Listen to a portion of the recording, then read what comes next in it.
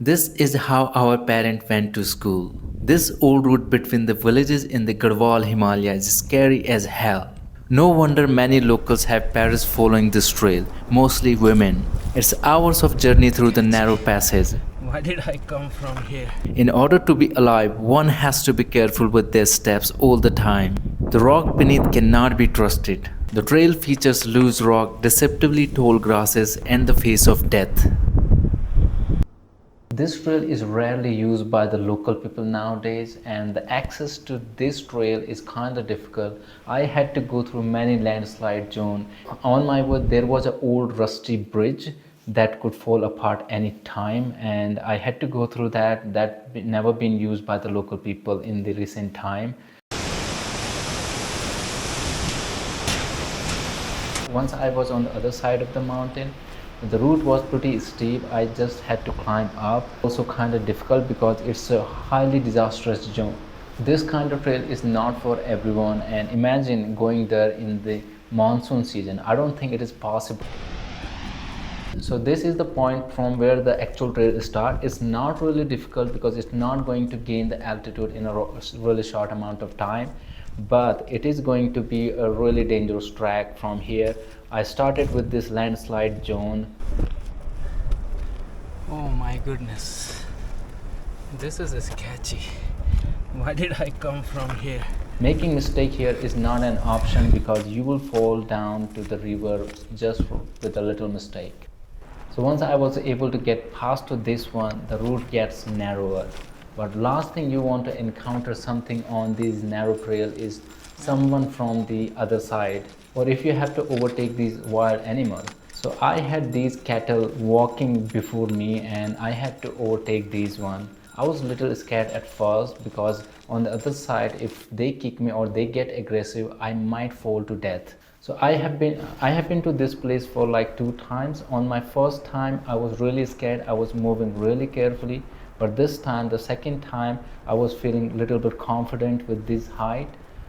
This 10-kilometer trail goes through many mountain bands, and each one of them has something new or interesting to offer. Now the government has actually made the road and it is no longer in use by the local people, but when there was no road, they used to follow this trail, this dangerous trail, to get their food and supplies for their villages, for their families. This is actually where the rocky section start. It is definitely man-made trail. It is definitely a man-made trail where these rocks have been sculpted by human to be able to walk through this one. This is where things get really scary because most of the accident will happen because of the fear, because of the deflection, or if you are in a hurry, you may not have the right judgment where to place your next foot, and that's where the accident actually happen. So in this area it is important to be really careful. Some of these rocks are actually overhanging rock.